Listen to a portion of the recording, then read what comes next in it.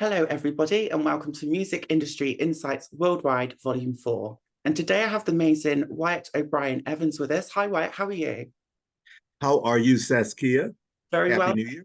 Happy New Year to you, and thank you for your time and for coming on to the show today. Very much appreciate that. My pleasure.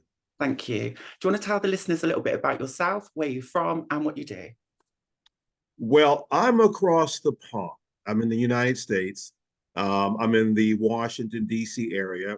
Fantastic. Yeah. Let's see. I am a journalist. Yeah, I'm an author. My new novel is called Nothing Can Tear Us Apart Shattered. yeah, Podcaster. I've got the Wyatt podcast. You can find that at the Wyatt O'Brian Evans YouTube channel and Spotify. yeah. And also, too, Saskia, I am an intimate partner violence and abuse. The acronym is IPVA, subject matter expert. I'm a speaker and advocate, and I'm a survivor as well. Wow, thank So, yeah. Wow, you've got many, many talents there. So tell us a little bit about your journey into the industry and how long have you been doing this for? Wow. I have been in media entertainment for probably about 25 years. I used to be a stand-up comic. Yeah. Wow, Yeah. I did pretty well actually. I was doing a lot of the East Coast of America. lovely. Unfortunately, I stopped because this was like in the late 80s, the early 90s. I couldn't be my authentic self. I wanted to do LGBTQ material, Right. but we weren't, mainstream wasn't ready for that at that point. So I just felt a little bit like a fraud.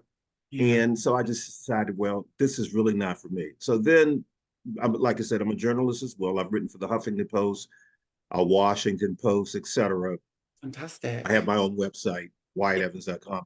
So I decided to go into journalism. Then I decided to write fiction, LGBTQ plus fiction. Right. So I've always been in media and entertainment.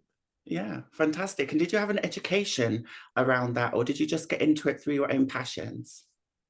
Right. I have two degrees, two BA degrees, journalism and political science. So I try to use both of those like synergistically in Yeah, my writing. yeah. Okay, that's Exactly. very interesting. And did you find that helped you to get to where you are now? Has that helped you and kind of propelled you to success? It did. It did.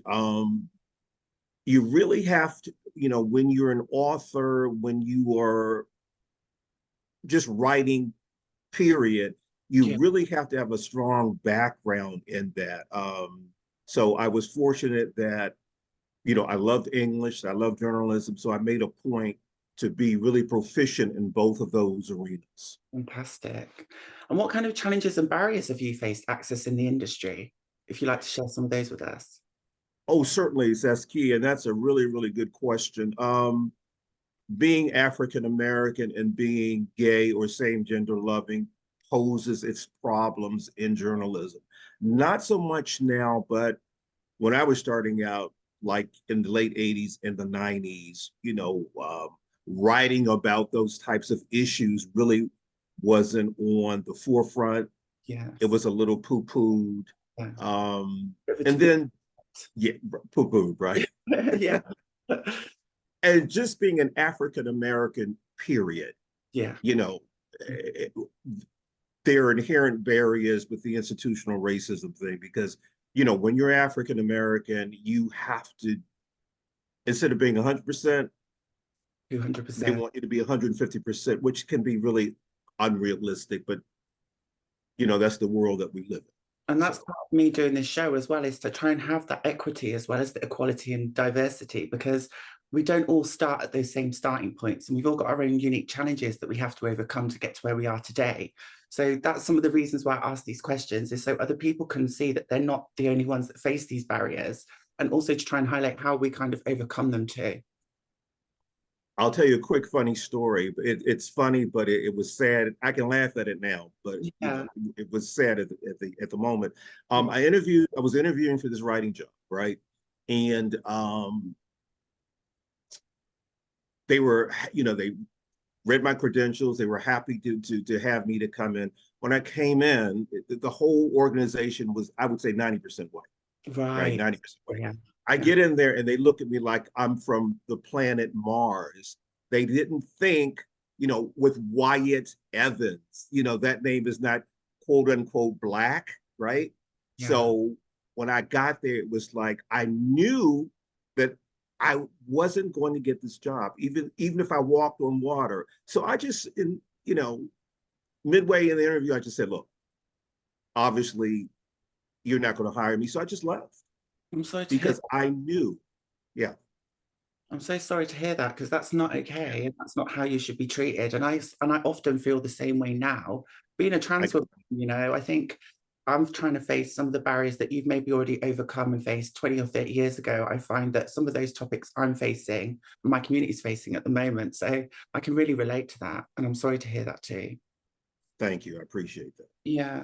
And how does that impacted you and the way you feel about yourself and your self-worth and kind of your progression? How's that affected you? Wonderful question. It bothered me. At first, I thought it was my fault that I really wasn't qualified. But I said to myself, I've got a great resume. I've written for organizations and publications. It's their problem. Mhm. But when you're young, you don't have the experience to say, look, it's not me, it's them. Yeah. So initially, I took it really very hard because I really wanted that job. You Oh, know, yeah, I yeah. did. And I knew that I could bring a lot of value to the organization, but it Sometimes is what it is. it is. And I try and look at things in a positive light myself now. And I think sometimes rejection is God's protection. And that's the way I try and look at it too, is sometimes maybe that wasn't meant for me anyway, because of the environment, right? Exactly, exactly. Yeah. Well put. So what are your kind of thoughts and feelings around equality, diversity, inclusion in the entertainment industry at this moment in time? I know you're based in the States, so it's going to be slightly different here in the UK, but what are your thoughts and feelings on that? In the States, we still have a long way to go as far as sexual orientation and Mhm. skin color. We really, really do. It's like the pendulum, particularly with African Americans succeeding in the entertainment business, like the pendulum Yeah. shifts. There's a point where we're the rage for whatever reason. Mhm. Then Something else. not so much. Yeah. So we still have so many barriers to overcome. Things are better. You Yeah. know, I'm the type of person I like to look at the glass half full, right? Yeah. Things are better, but it needs to get better for race and sexual orientation and gender. Okay. So if there was two things you could change in the next couple of years, any two things, what would they be specifically? Ooh, um, hmm. There needs to be, there's definitely, Saskia, needs to be more representation Mhm.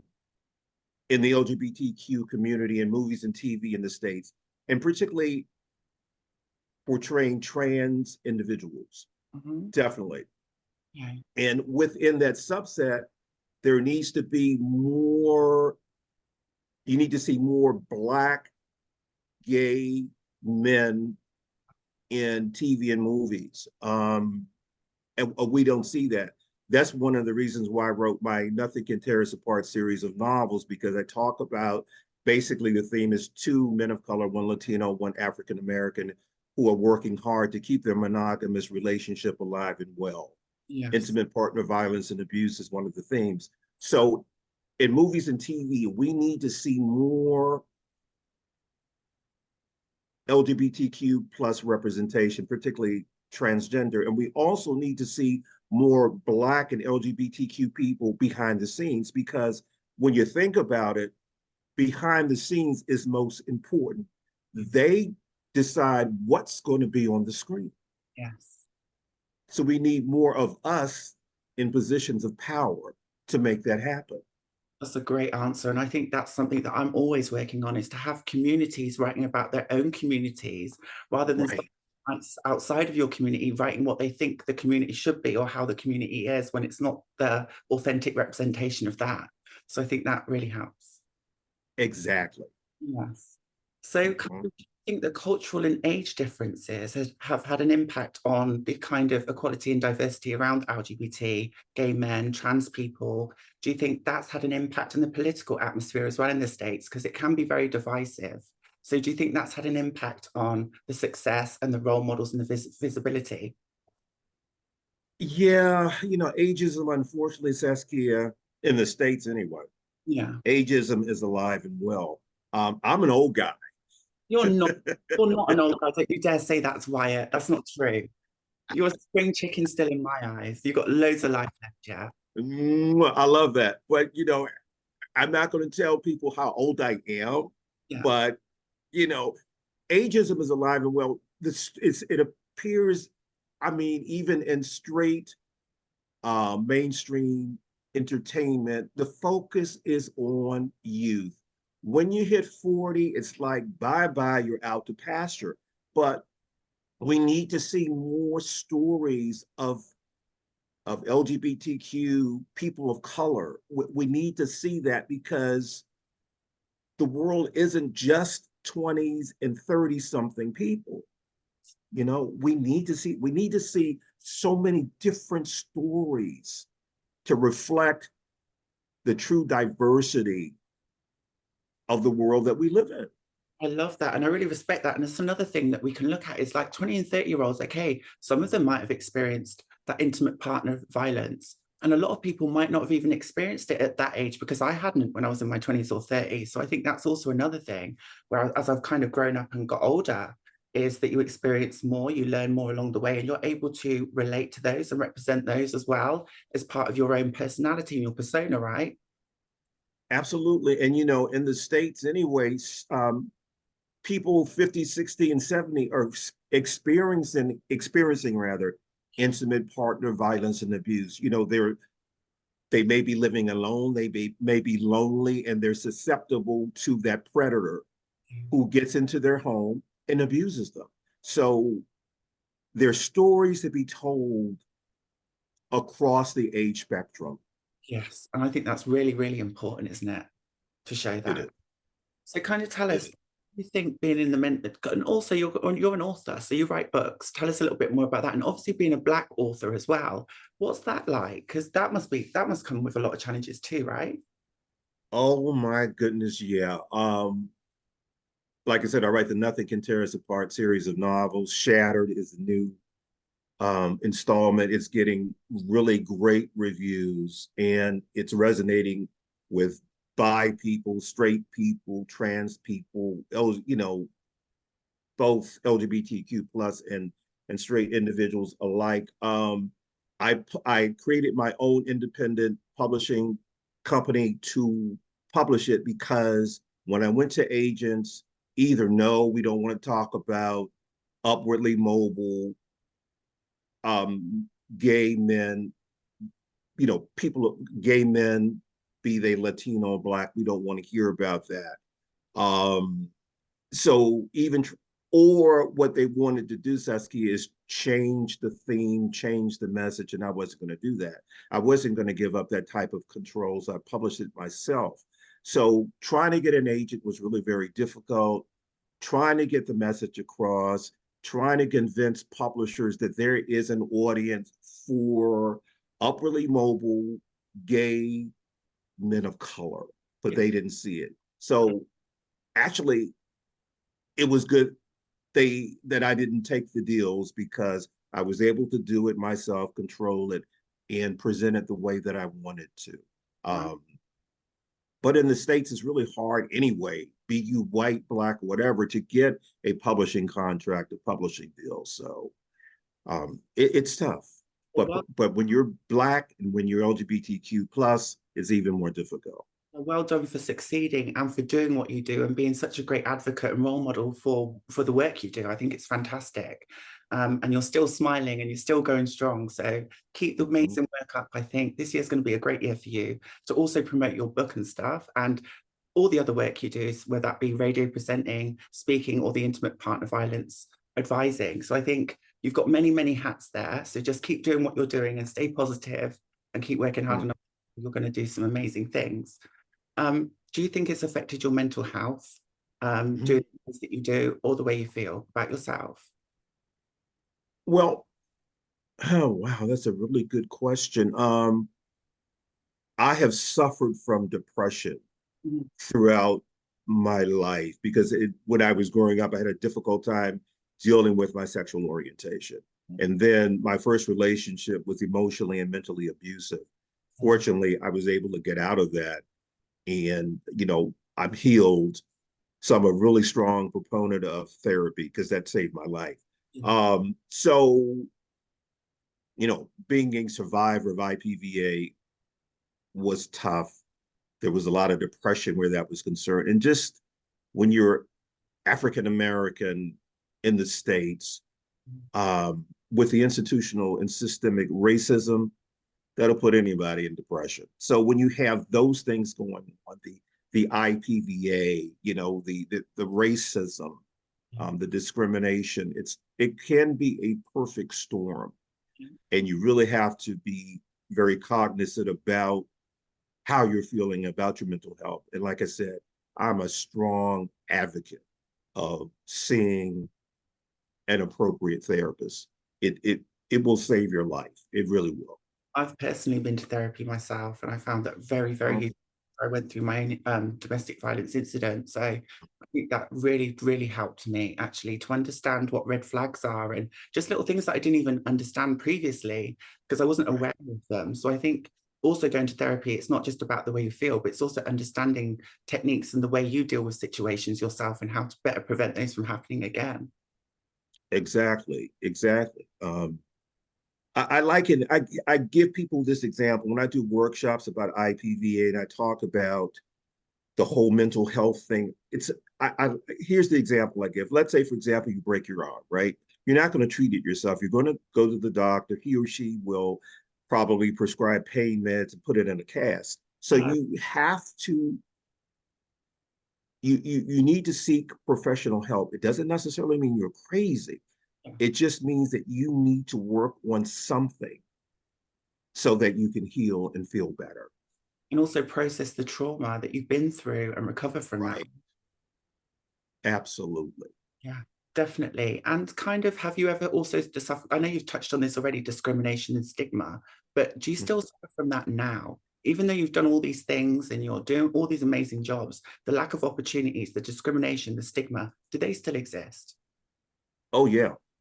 Um, and yeah, stigma is like can be the albatross around your neck that's choking you, Yeah, particularly where intimate partner violence and abuse is concerned. That's why you have a lot of gay men not reporting it because no man wants it known that another man is beating him, right? So that's stigma there.